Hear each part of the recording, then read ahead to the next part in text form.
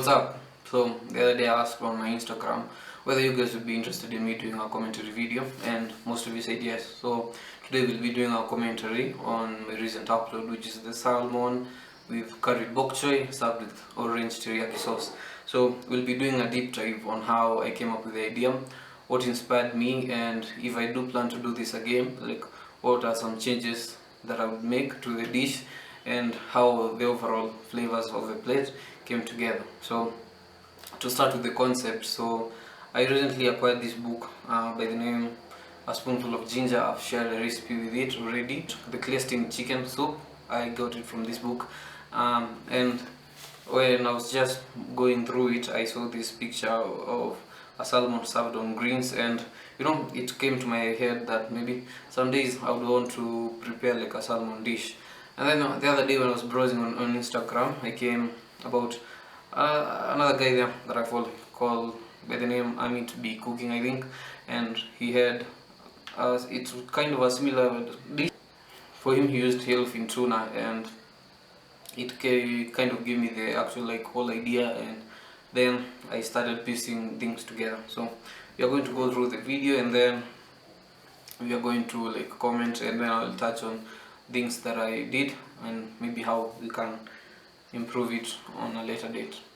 The salmon was easy because it's just a regular pan-fried salmon fillet.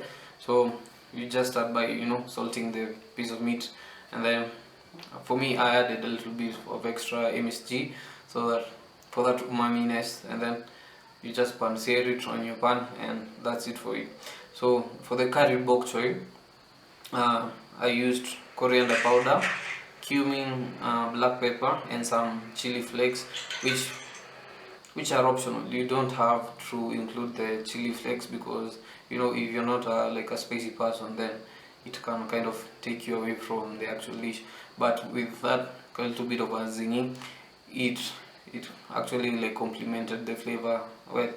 When it comes to finishing the bokchoy, like what I wanted to kind of pan-sear it, but ensure that it gains like some color, which kidogo I was unable to achieve.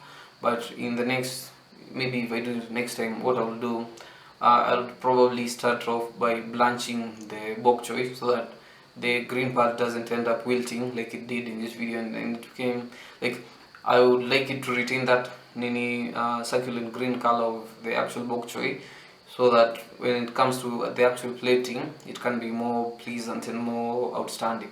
And then for the pan, I'd probably get the pan a little bit more hot, but ideally I'd use like probably like a charcoal grill so that I can have those char marks. That's what I wanted to achieve. And then when you have applied it, I'll probably like first char it and then now apply the curry paste on it so that it doesn't end up burnt. When I was cooking the actual bokchoy, the coriander powder and cumin kind of started burning, and like it would burn before I'd achieve the color that I wanted on the bokchoy. The other part is the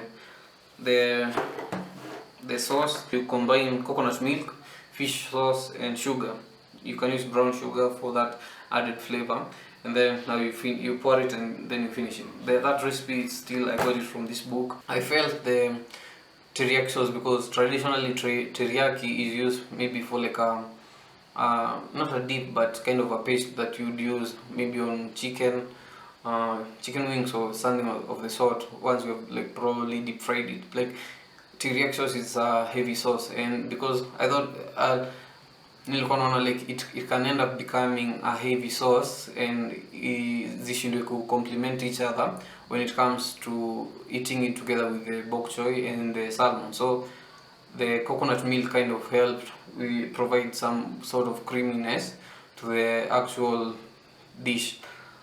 So for the sauce, traditionally teriyaki sauce goes with soy sauce, rice wine vinegar, or mirin or sake, sugar, ginger, garlic.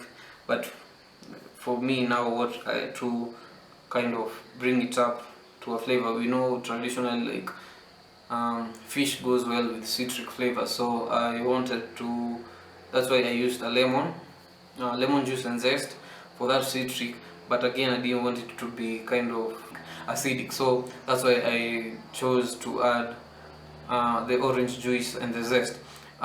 In a place that I interned in, we would serve our salmon with orange jus, but you know, when it's on itself with like something kind of like butter, it becomes a little bit too sweet. So with the teriyaki sauce being already savory, and then uongeze the orange juice, it becomes sweet and savory, and then the lemon juice adds a little bit of acidity to it, and then you know, like I felt like for the actual dish, I think the flavors complemented each other more than I had thought, and like it was a good dish.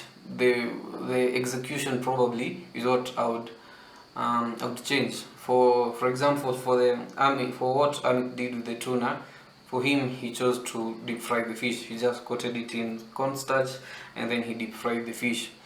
Um, for like what he attained with the, I'll show you a picture of what his plating was.